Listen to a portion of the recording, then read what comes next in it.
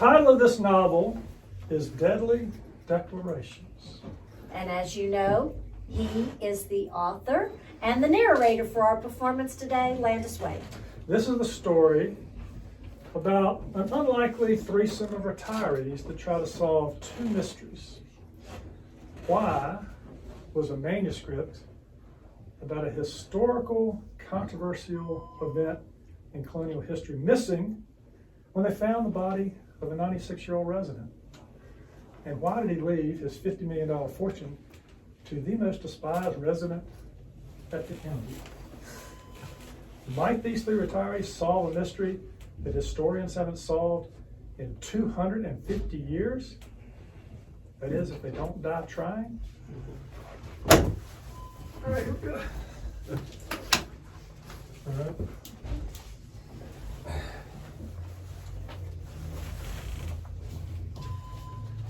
Chapter 1, Concealment. June 22nd, 1819. John Adams' letter to Thomas Jefferson. Dear sir, may I enclose to you one of the greatest curiosities and one of the deepest mysteries that ever occurred to me. It's in the Essex Register of June 5th, 1819. It's entitled The Mecklenburg Declaration of Independence. How is it possible that this paper should have been concealed from me to this day? I am and always shall be affectionately and respectfully yours, J. Adams. Chapter 4, Spurious, Monticello, July 9, 1819. Thomas Jefferson's letter to John Adams. Dear sir, I am in debt to you for your letters. What has attracted my peculiar notice is the paper from Mecklenburg County of North Carolina published in the Essex Register, which you were so kind to enclose in your last letter of June the 22nd. And you seem to think it genuine. I believe it is spurious. I am, and always shall be, affectionately and respectfully yours, T. Jefferson. Chapter 2, Waking Up Dead. Yeager Alexander's motto for retirement living was "Ain't dead yet."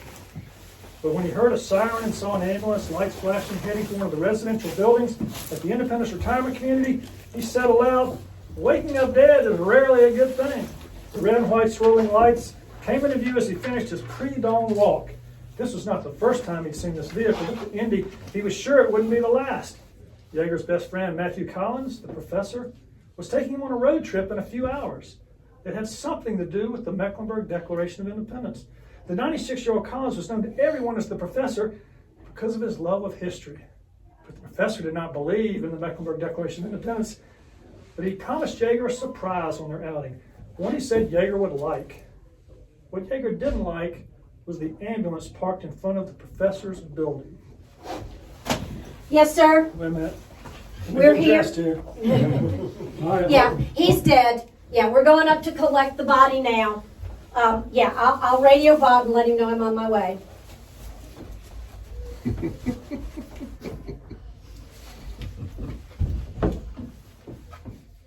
Floor, sir? Right.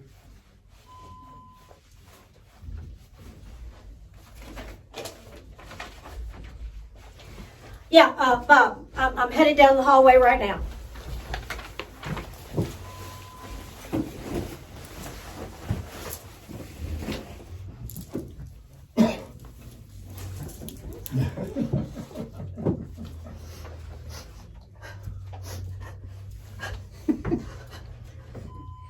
What are you doing here? I saw the ambulance, Sue Ellen. How did the professor die? Anything I can do? People will talk. You mean about you coming out of the professor's room in your bathrobe the morning he died? It would be better if you kept your mouth shut for once. All right, here we go. Narrator. How do I do this on stage? Okay. Chapter 3, Take This Job. Craig Travail ripped the envelope open, then grip the court's ruling in one hand while he used the other to flick a soiled tobacco leaf from the page. It was from the Superior Court Judge's office, and it smelled like chewing tobacco. Chief Judge Roscoe Chaw Brady must have sealed it himself. Travail scanned the document, dropped it on his desk, and took a deep breath. He'd lost again, and this time, the dollar amount the firm's client had to pay was staggering. His office phone rang, and he picked it up. The law firm's principal had called him to his office, and he was angry.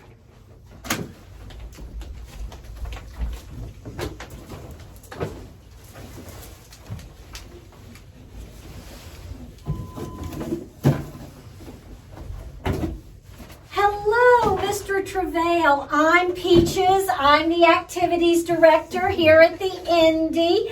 Are you excited about moving in? To be honest, no. This is what my kids wanted after my wife died a few years ago. Oh, you're going to love it. We don't get many practicing attorneys, you know. I'm not practicing anymore.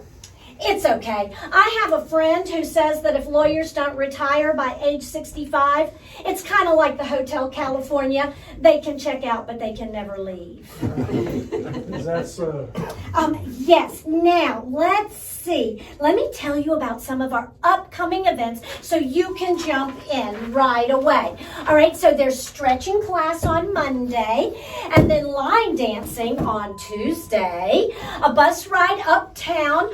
Lunch will be provided, of course, for Wednesday. Book club meets on Thursday in the library. And don't worry, if you haven't read the book, nobody ever reads it all the way to the end. And on Saturday, that is the best day. It's croquet in the morning. And then the yacht club meets by the lake for the regatta in the afternoon. Miniature remote controlled boats, you know. You do have to wear white, but you'll get the hang of it. Oh, God.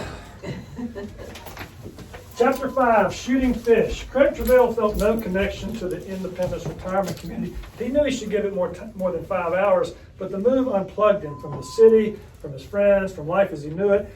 He and Blue, his loyal dog, took a walk that ended with some sit and think time on a stone bench by the far end of Freedom Lake, at least 500 yards through the woods from his new home. The bench was a suitable spot to feel sorry for himself before God and her many creations.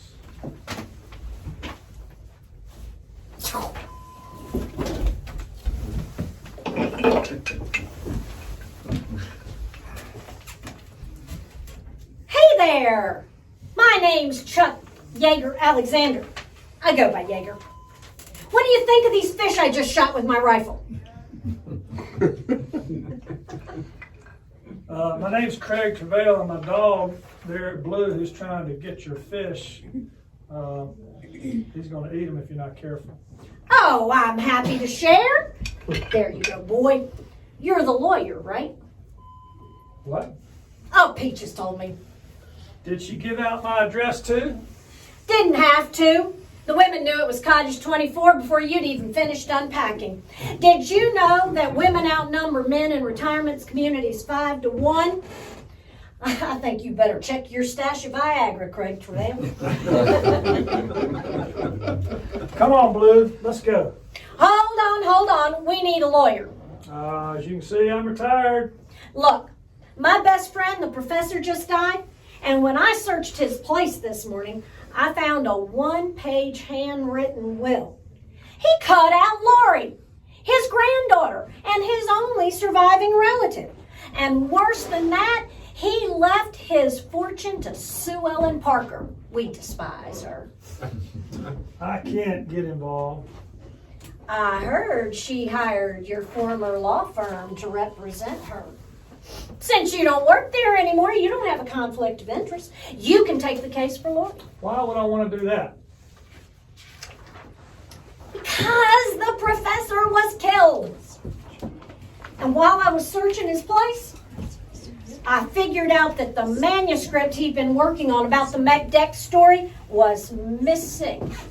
He told me he changed his mind about the McDeck. He'd become a believer. Said he found something that changes everything. Look, even if I wanted to help, I mean, look around this place. I mean, I got no law office. I got no staff. My life's over. Oh, that's not a problem. Harriet can help. Oh, look, here she comes now.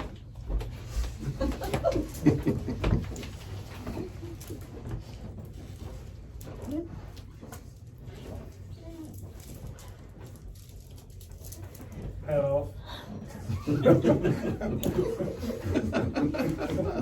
was getting there. Come over this way.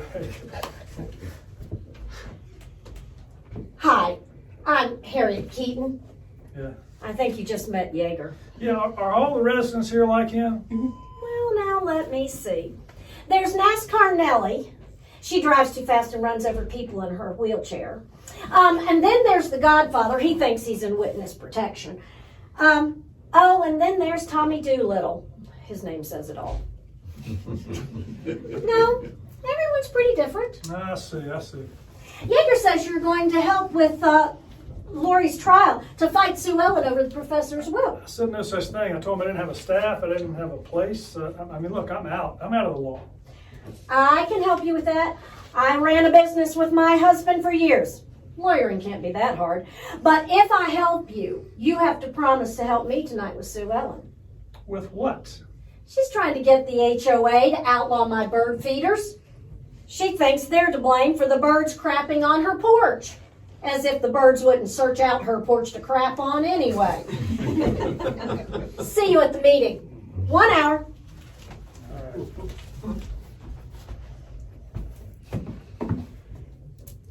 You're still Harriet. Oh, that's right. I forgot. Sorry. I was ready to go take on Sue Ellen. So, Craig, tell me, what's your trial strategy going to be? Can we overturn the professor's will? Look, we don't really have many good options. I mean, but I do have an idea. It involves the Mecklenburg Declaration of Independence. Oh my gosh, now you sound like Yeager. He believes the MacDec is real and that it had something to do with the professor's death. Enough with the MacDec already. Look, hear me out. I'm not saying someone killed the professor because of the MacDec, but he wasn't thinking straight. And I think the best way to prove that he lacked testimony capacity is to focus on how he went from being a non-believer to a believer in the MacDec with no proof whatsoever, and how he became obsessed with that story. I mean, look, he was confused, and Sue Ellen Parker took advantage of his confusion. All we have to do is prove the MacDec was a hoax in court, and the professor was out of his mind for believing otherwise. That's really quite clever. It just might work. That's amazing.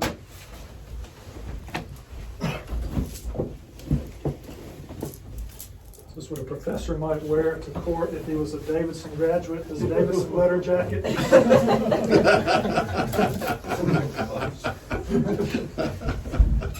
On this side.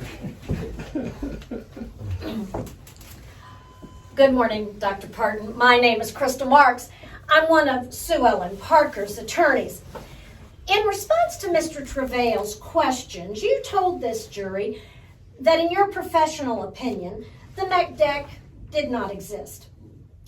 Is there any question among historians that Captain Jack made that 500-mile ride from Charlotte to Philadelphia in May or early June 1775? No, ma'am, no question whatsoever. Just the only question is, what did he carry in his saddlebags? Good point. Can you tell us a little bit about Captain Jack? Yeah, Captain Jack, he was a tavern owner, kind of rough and tumble guy, brave, eager to help, backwoods patriot who survived the Revolutionary War. And can you tell us a little bit about the conditions of that ride? Yeah, it was a difficult ride. It was rainy, rough, perilous. If the British caught him, they would have hanged or whatever it is for carrying the anti-British resolves, even if those resolves didn't use the word independence in them. And when he delivered those documents to the North Carolina delegation at the Continental Congress, what happened then? Yeah, that's an interesting thing about this story. They sent him home. They told him that the actions were premature. What do you mean by that? Well, they weren't cowards, but you remember it's 1775. They had concerns. About a document that might start a revolution too soon? That's what some of the delegates believed. And what did the North Carolina delegates say about Captain Jack's visit? That's interesting. They never wrote about it. They never put it in their letters. They never told anyone about it. Are you saying they concealed it, including from the Continental Congress? Some have said it might be the first great American cover-up. Yeah, that's a good possibility. Or, they could have shared it with a couple of leading delegates, like Thomas Jefferson. We're getting there, guys. We're almost there. Can't find my... Okay, narrator. Author's notes. Historians have treated the Mech Deck with disdain, running the gamut from contempt to indifference. Many called it fake. Others borrowed the words of Thomas Jefferson and called it spurious. Unlike Jefferson's Declaration of Independence signed 1 year later, there's no surviving Mech Deck document, and yet locals in Charlotte continue to celebrate the day. And the date, May 20th, 1775, remains on the North Carolina state flag and on the Mecklenburg County seal. Were the North Carolinians first in freedom, as one North Carolina state license plate says? Or was the Mech Deck nothing more than a fabrication to gain favor in the nation's revolutionary history? There's no dispute that a meeting was held at the Law Courthouse in Charlotte on May 20th, 1775, and the tavern owner named James Jack rode his horse 500 miles to deliver documents from that meeting to the Continental Congress in Philadelphia. But there were controversies that followed. Burned documents, missing documents, stolen documents, falsified documents, and yet curiously, virtually identical phrases appeared in the Mech Deck and the Declaration of Independence, raising the question, if the Mech Deck was real, who copied from whom? Final scene.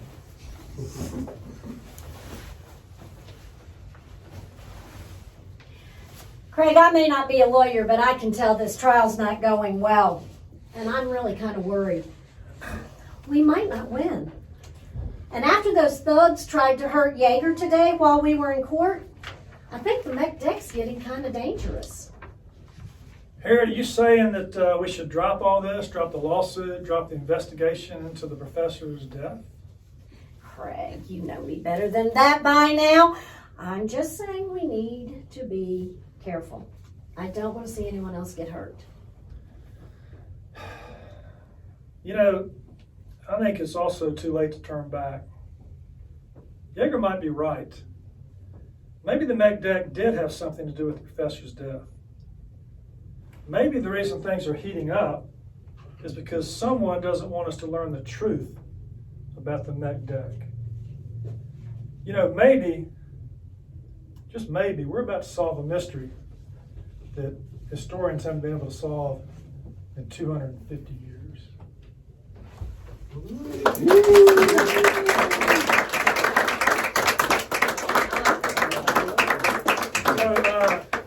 another round for Janet Wade.